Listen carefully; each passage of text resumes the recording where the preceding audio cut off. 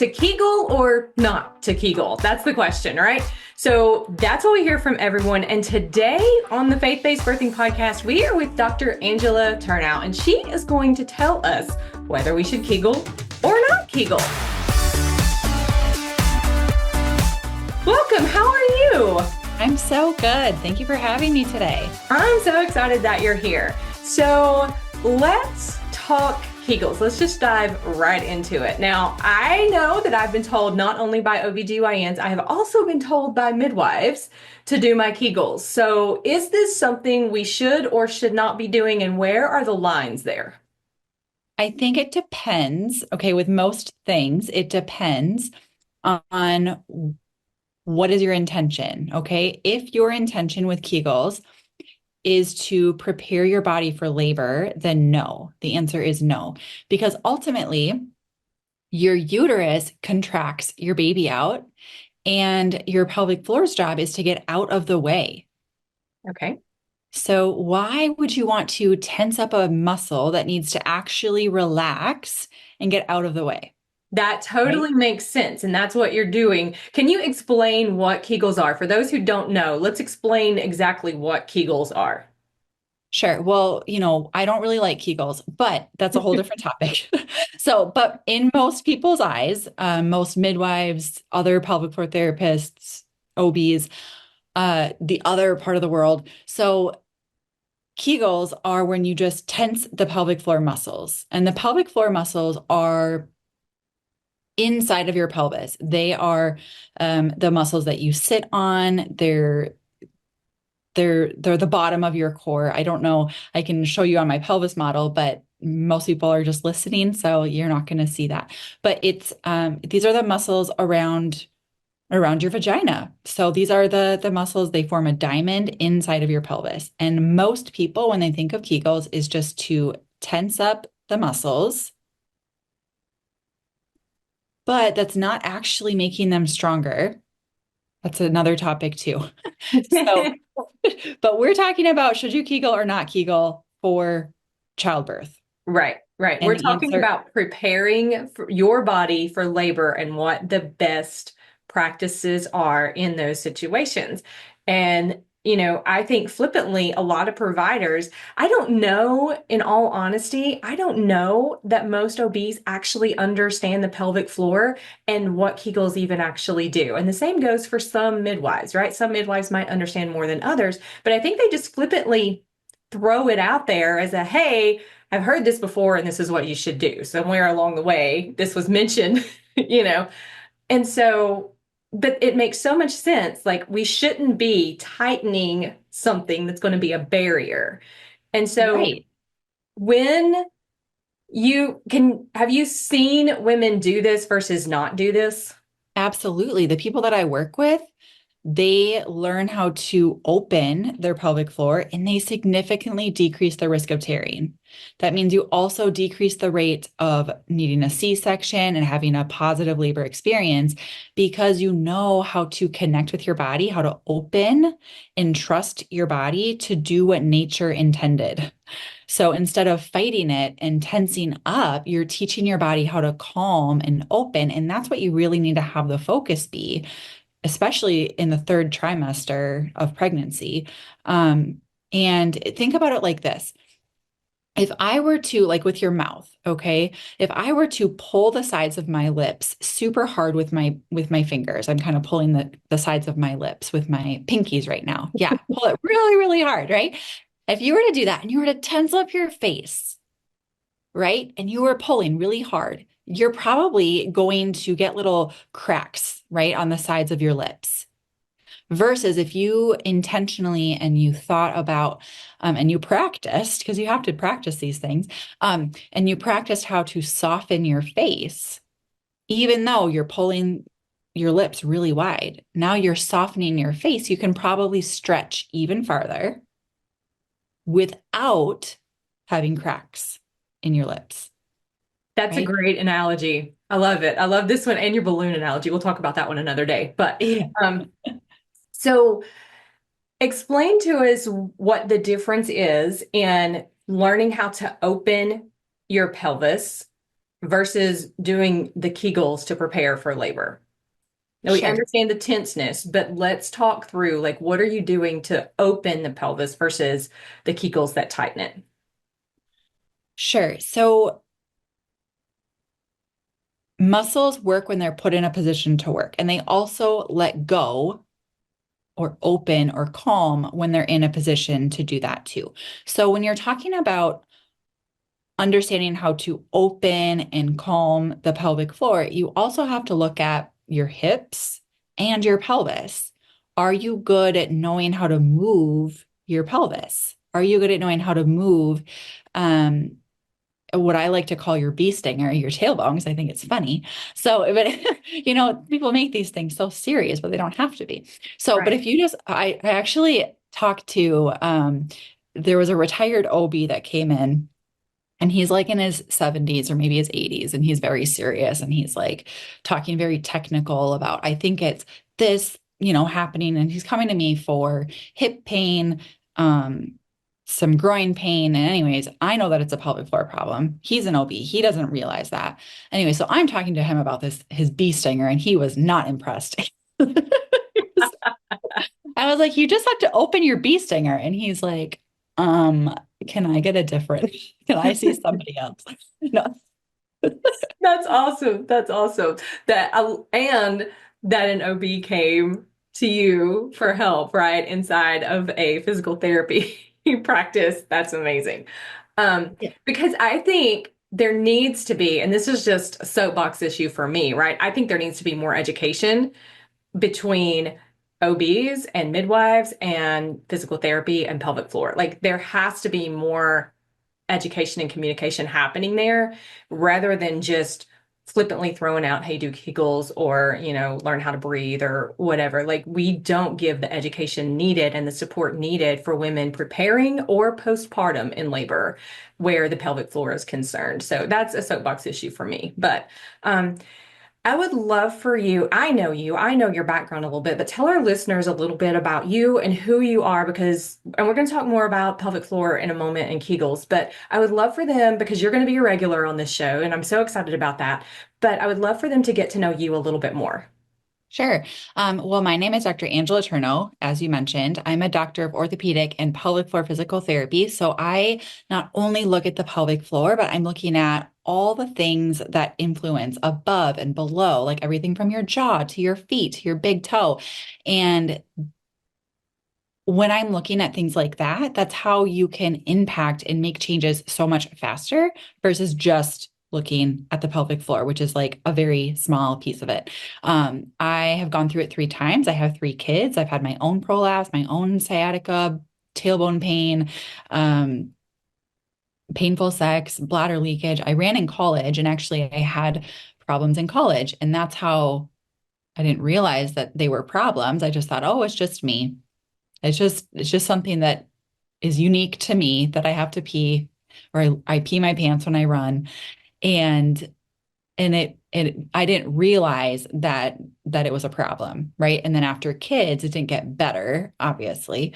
And so my midwife didn't know, like my first labor did not go well. And asking her what to do about it, her response, very unique, or very not unique, sorry, very, very do Kegels, or, Just just that you're just staple gonna have response out to, there. Yep. yeah, it's just the way it is. I'm like, oh, okay, great, perfect, thanks.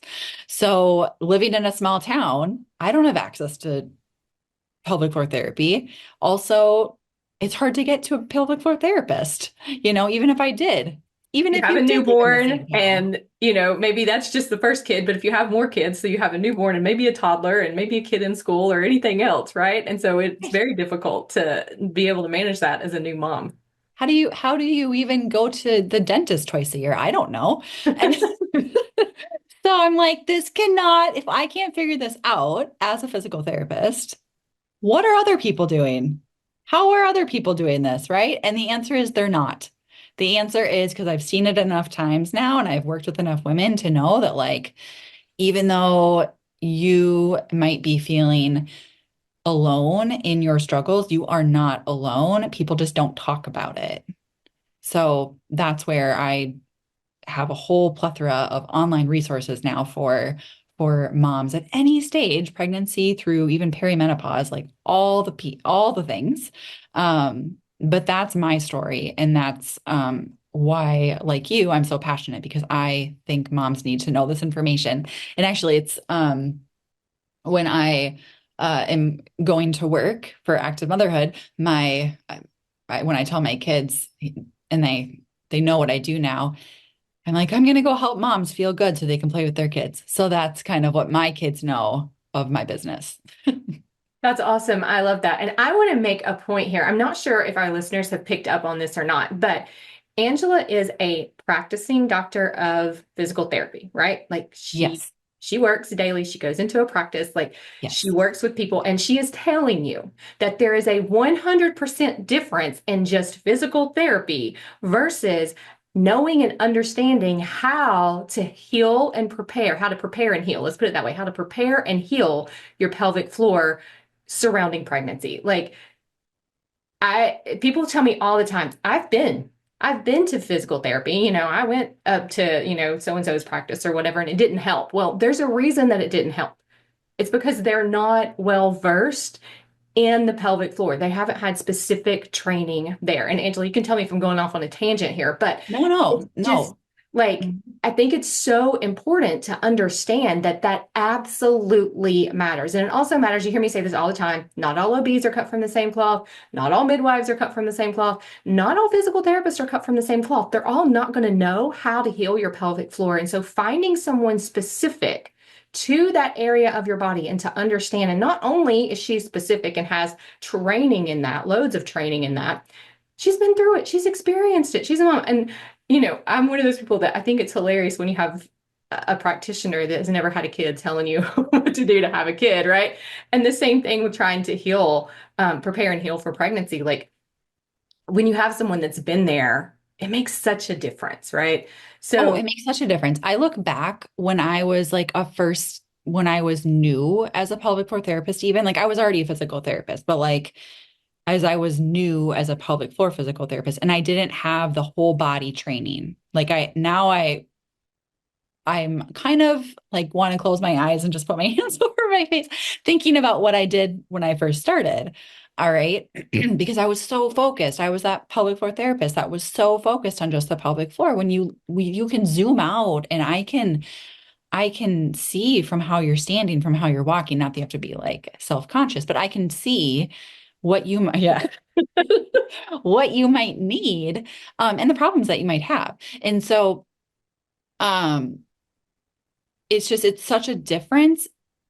And so even if you've been to a pelvic floor therapist, understanding that if they're super focused, laser focused on the pelvic floor, one, you don't have to do internal work and typically not even, warranted when you're pregnant, but you don't have to do that. Okay. And then two, you don't have to do hours of exercise either. Like I have three young kids. Like I give people the very cut dry version of like, this is going to take you 3 to 5 minutes. Like this does not need to take you much time. And so just knowing that too, like you shouldn't be overwhelmed. And if you're overwhelmed, that's part of the problem because then you're going to tense up your body. So right. that there's a whole emotional mindset, behavioral change component to the pelvic floor. But then if we're talking about, labor too, like if you're scared, if you're in fear, um, you're going to tense up. And that's no different for your pelvic floor. So kind of recognizing your thought patterns, and that's such a powerful piece of it, like when you can whole body from your mind and your body, like understand how to be more I don't know the right word, like in control, but not like perfectionist in control, right? Not like it's a problem, but like you just understand your body better. You understand your life, your like thoughts better. You're more empowered. Maybe that's the right word. Exactly. And I'm going to say, this is why I love that you're one of the expert contributors inside of our community. And if you don't know, guys, we have a Facebook community that you guys are welcome to come over and join. We have our YouTube channel, we have our podcast, we have courses. Dr. Turnow has courses. And we also have a book coming out. I'm very excited about that. And in that book, I go into detail about understanding the fear, tension, pain cycle, which is what we were just talking about, and understanding what's in your subconscious and where that has come from and how that plays into anything in your life, including labor, and how it can impact your birth experience. And so it matters so much that you get things clear and know the direction that you are going in your subconscious and in your mind. Like, and I tell people this all the time and it blows their mind, but we have two parts, right? We have the subconscious mind and the conscious mind, right? And which one is bigger? The subconscious mind, right? Like your subconscious mind is like over 80%. And so you have an automatic recall anytime that you're doing anything. And one of the things that I love that Angela does is she's training you to recall movements and things with your body that's just subconscious. Like you're just going to be able to prepare and do that over and over and over again for the rest of your life so that you stay healthy and you stay active and able to play with your kids. Like, and I love that you're a mom. I love that you get this. I love that you have online resources for women to be able to come to you as an expert and change their lives, like change their lives. When we first met, and I know you know this story, but when I first met Angela and we started talking, what sparked me to physical therapy is I had someone in my life that I was very close to, and we're talking one day, and she goes, "I gotta go to the bathroom," and I was like, "Are you okay?" And she goes, "Yeah, my bladder just fell out." I said, "I'm sorry, what?" She said my bladder just fell out. And I was like, that can happen? I had no clue. And so I was like, how does this happen? And this is what kind of led me to pelvic floor therapy, not even understanding the whole birth connection, right? This was earlier. And I had one kid at this point, but like, it was crazy to me. And so that's like, I don't want my bladder to fall out. I want to prepare my body. And so, do you remember me telling you that story when we first met? Yeah, I do. And so, like, it matters so much that we take care of our bodies and that we prepare them for the most amazing experience in our lives that we get to partner with the Father on, right? And that we take care of them in the aftermath. And that's what I love that you're going to be contributing to in this community and for our listeners and people who are in our memberships. So just thank you so much for being here and being a light and being wisdom and knowledge that we can glean from. And guys, if you are looking, I'm going to say this right now. I've hired her as well, but if you are looking for someone to help you with pelvic floor, either preparing for your birth or healing after your birth, this is the lady that you want. This right here is who you want to go with. What else? Is there anything else per Kegels that we need to discuss and need to absolutely know moving forward? Because I know we kind of went around in a circle here. I think, that one of the easiest way, if people listening were wanting to have a takeaway of something that, without having um, to pay, like if you just wanted to practice this, okay, a really great place to practice is when you're pooping, because it's the same thing. Your rectum contracts your poop out. You should not push your poop out. And I have a whole, like actually on my blog, I have a video teaching you how to poop. So, you know, I don't it's in this space, right? So you don't have to, it's not weird. But I'm because it matters for how you poop, teaching your pelvic floor how to open, right? So you can practice that. And then when you feel or if you feel pain, because there's a lot of stuff in your belly when you're pregnant. So there's the babies pushing on your stool, maybe, or whatever, right? So um learning how to breathe into your pelvis and learning how to open and position yourself. And that's part of like what I help people with for labor, but learning how to position yourself to open your pelvic floor, think about it like a diamond, pull the flesh out of the way, breathe into your pelvis, and think to breathe your poop out very calmly, just like how you need to breathe your baby out. It's so Right. weird. It's so silly, but it works. It works. And you can start to recognize if you are wanting to push or you do feel pain. Like if pooping is painful for you, then maybe there's some nutrition things you need to think about, which we can talk about. But also recognizing your pain response. Are you tensing your jaw? Are you tensing your hands? Are you shrugging your shoulders? Are you I don't know. Those are the typical ones.